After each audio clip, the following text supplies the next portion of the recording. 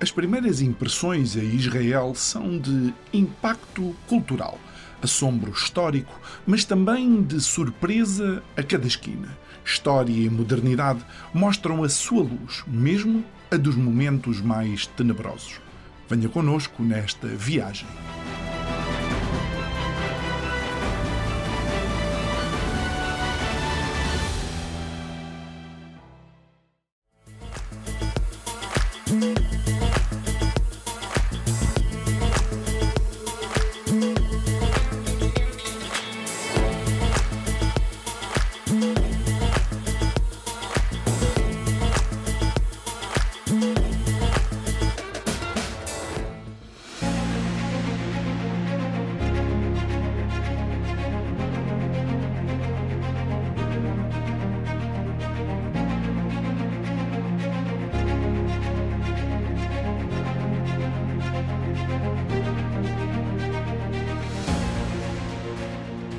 Estamos aqui também numa infraestrutura que é famosa por algo que não é propriamente dos momentos também, por assim dizer, que traz melhores recordações àquilo que era o próprio Império Romano em si. Na verdade, nós estamos em frente a um hipódromo.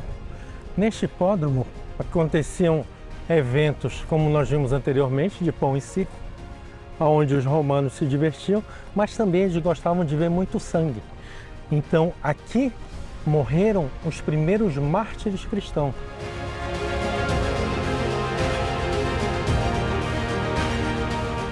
Todos aqueles que se opunham ao sistema romano, que era rezar ao César Augusto, ao César de plantão, eles iriam morrer aqui lutando com bichos. Então, nós temos a morte dos primeiros mártires cristãos e temos também um rabino chamado Akiva, importante para o judaísmo também.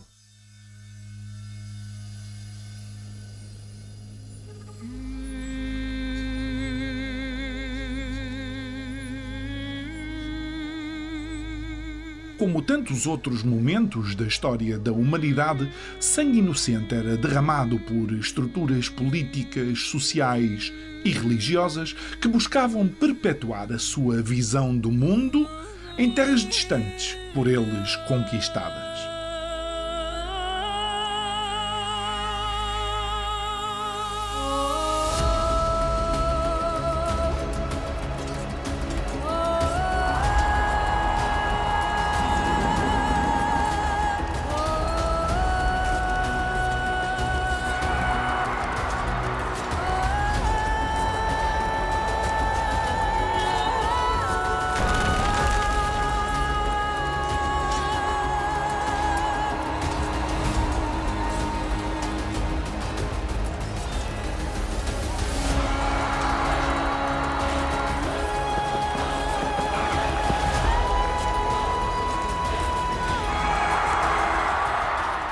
A vida humana pouco ou nada valia, especialmente para quem pertencia a classes sociais inferiores ou religiões não reconhecidas oficialmente.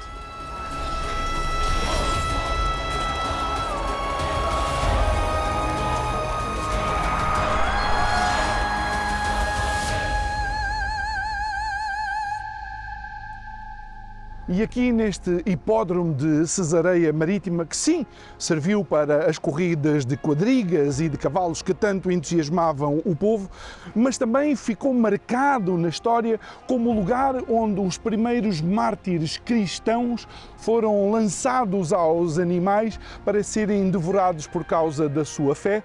É aqui onde também nós gostamos de questionar a necessidade clara que os impérios sempre tiveram ao longo da história de controlar duas coisas. A economia de um local, através dos impostos que eram obviamente utilizados para pagar, neste caso, a Roma, mas também controlar a religião. Isto significa que naquele tempo o cristianismo era uma religião que incomodava.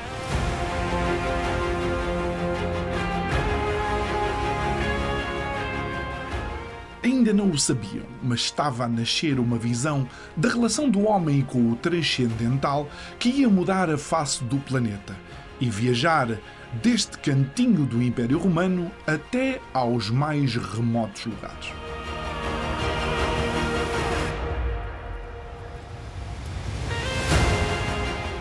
Paradoxalmente, foram as perseguições e matanças destes chamados cristãos que desencadeiam uma fuga em massa para lugares onde viviam a sua fé em paz relativa.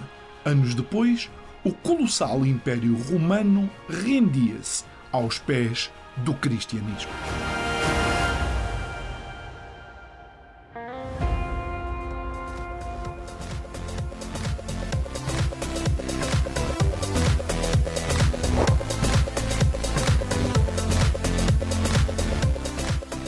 Contrastando com a realidade de muitos museus e locais históricos em Portugal, surpreende o número elevado de visitantes em Cesareia Marítima, com a particularidade de ver famílias completas neste lugar.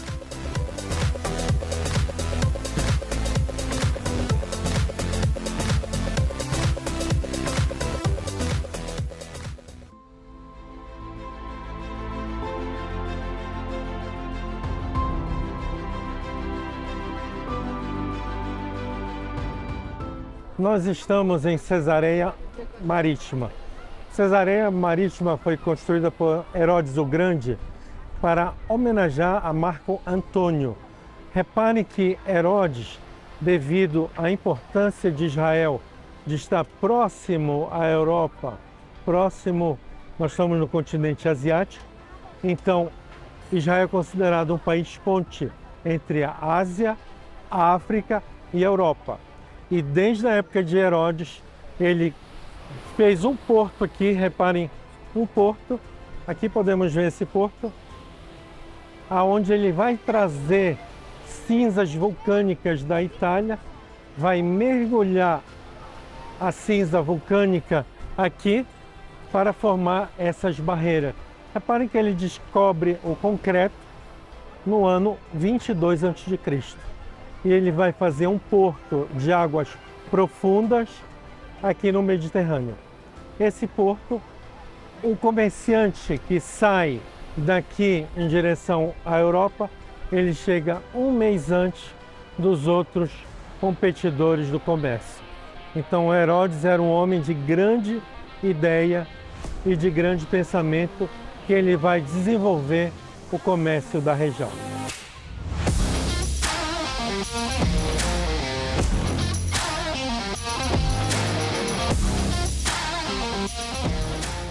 Tendo o Mediterrâneo como porta de acesso e criação de corredores comerciais, muitas foram as gerações e povos deste local que desenvolveram contactos com as mais diferentes culturas das mais diferentes épocas, como se pode atestar nas diversas descobertas arqueológicas que fazem parte dos museus desta cidade antiga.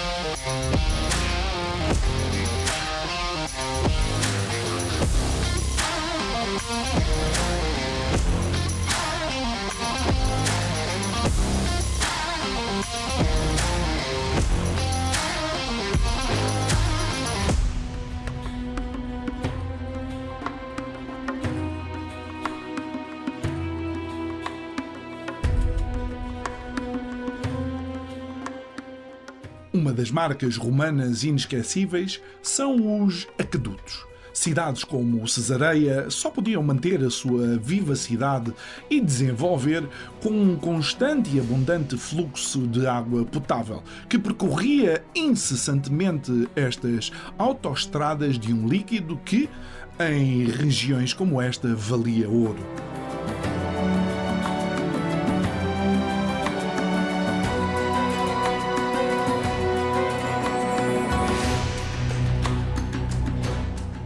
Dos banhos públicos às latrinas, dos chafarizes às residências privadas, estes aquedutos faziam toda a diferença no dia-a-dia de cidades e vilas abrangidas, bem como nas áreas económicas existentes, tal como a mineração, agricultura e jardinagem.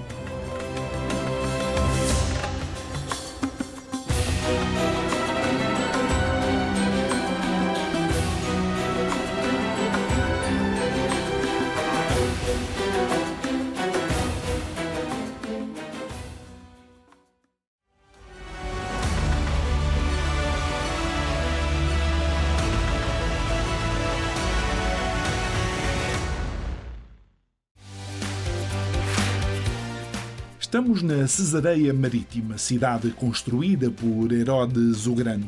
Do anfiteatro às suas prisões, passando pelo circo romano e o aqueduto que a alimentava. Deixamos para trás a cidade que deu origem à revolta judaica de 66 depois de Cristo.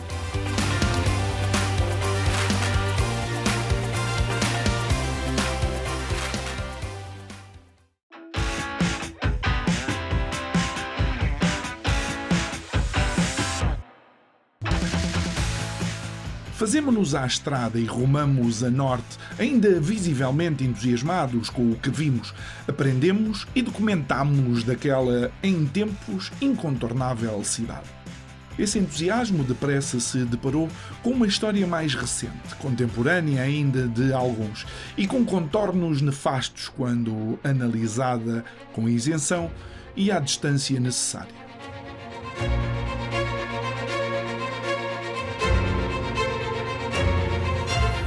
Nós estamos aqui em Atlit. Atlit hoje é um museu e, na verdade, aqui existiu um campo de concentração na época dos ingleses.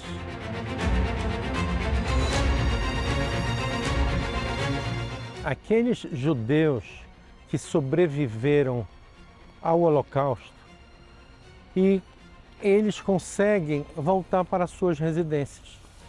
Quando ele chega na sua residência, ele bate na porta e alguém abre a porta dizendo: o que você está fazendo aqui? Os alemães me garantiram que você morreu. E aquela pessoa fica sem saber o que fazer. O que ela vai fazer? Ela pensa: bom, eu vou para a terra prometida, a nossa terra dos judeus. Ela pega um barco, vem para Israel. Só que nesse período, Israel estava ocupada pelos ingleses a partir de 1917, Primeira Guerra Mundial.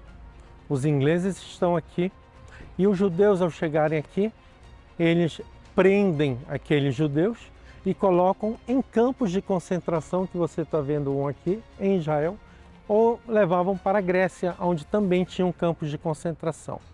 Imagina você que sobreviveu ao Holocausto, chega aqui, novamente ele vai separado, marido, mulher, vai passar por uma câmara, não era de gás, mas uma câmara de esterilização, e depois ele vai ser colocado em alojamentos. É por esses motivos que vão nascer os grupos que vão fazer terrorismo contra os ingleses, para expulsar os ingleses da Terra Santa e assim os judeus poderem ter a sua independência e poder voltar a viver em paz.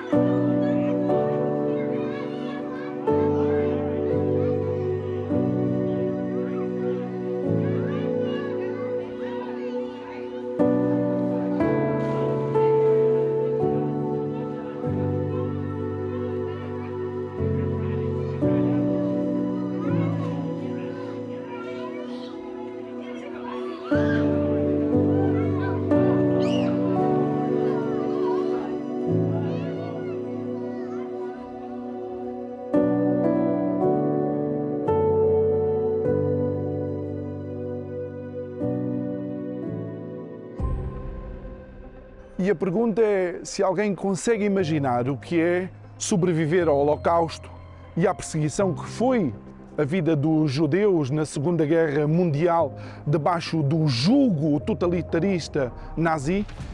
para depois voltar para as suas casas, não ter hipótese de as voltar a ter na sua posse e decidir vir para a sua terra de origem, a terra prometida, a terra que emana leite e mel, e chegar aqui, ter a potência que ganhou a guerra àqueles que eram os meus perseguidores, neste caso, os ingleses, na minha própria terra, na terra dos meus antepassados, e colocarem-me num campo que em tudo se assemelha ao campo de concentração que eu tinha na Alemanha.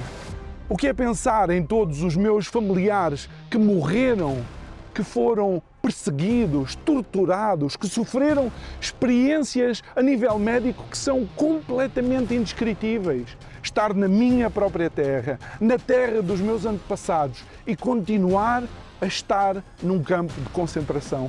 A pergunta que todos nós temos que fazer é: porquê que nas escolas não falam sobre esse colonialismo inglês que acabou por deter ainda mais aqueles que vinham de estar detidos? Porque é que nas escolas a comunicação social também não replica estas histórias de um horror que era perpetuado por aqueles que aparentemente eram os salvadores e os libertadores? É por isso que hoje mesmo nós temos que questionar o papel da comunicação social. Ainda hoje nós temos que pensar as histórias que nos contam nas escolas. Ainda hoje nós temos que questionar se realmente as coisas aconteceram exatamente como nos contaram ou se temos que nós próprios vir aqui conhecer a realidade que os donos da própria terra tiveram que voltar a viver. Uma realidade de perseguição e de prisão. O desafio será sempre que os maltratados de outros tempos não se transformem nos agressores dos tempos atuais.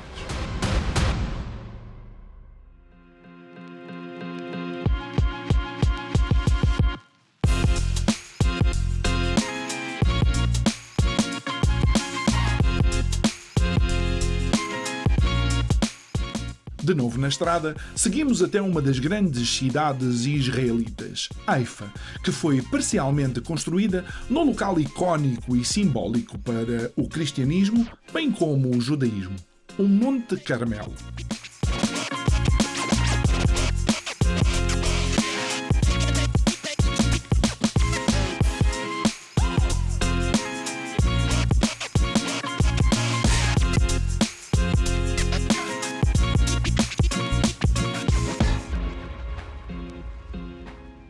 O seu nome deriva do hebraico Carmel, que significa jardim ou campo fértil, ou ainda vinha do Senhor. E foi aqui que, segundo o relato bíblico, 2 episódios que ecoam nos dias de hoje aconteceram. O profeta Elias confrontando os profetas de Baal, e foi também onde a sunamita veio pedir auxílio ao mesmo profeta quando da perda do seu filho. Haifa é a terceira maior cidade israelita, com uma população mista árabe e judaica. Com um centro tecnológico de excelência, aproveita a sua baía para ter um importante porto industrial e uma refinaria de petróleo. Então estamos agora aqui num dos pontos mais altos do Monte Carmelo. O Monte Carmelo tem uma história, e uma história que tem a ver com um profeta com uma ousadia provavelmente fora do comum. Estou a falar do profeta Elias.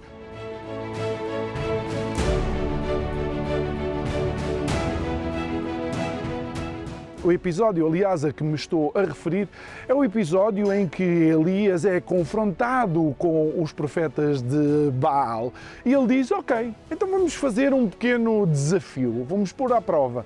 Quem for verdadeiro, a sua oferta será aceite pelo seu Deus. E os profetas de Baal aceitam esse desafio. Eles colocam a sua ofrenda, cantam, fazem barulho e nada acontece à oferta dos profetas de Baal. Elias, em tom desafiador e com alguma ironia, diz inclusive: pois, como ele é Deus, deve estar ocupado. Falem mais alto, pode ser que ele não vos consiga ouvir. E obviamente nada aconteceu à ofrenda que tinha sido colocada pelos profetas de Baal. De seguida, Elias vai e coloca 12 de pedras, nessas 12 pedras ele derrama água, tem água lá dentro, e eis que um fogo vem do céu e consome toda essa água, em prova de que o Deus de Elias era o Deus verdadeiro. E o mais curioso de tudo é que há quem diga que o nome de Belzebu, um dos nomes pelo qual é conhecido o diabo, o adversário, Satanás, vem precisamente daí, Baal-zebub, ou seja, o Deus das moscas.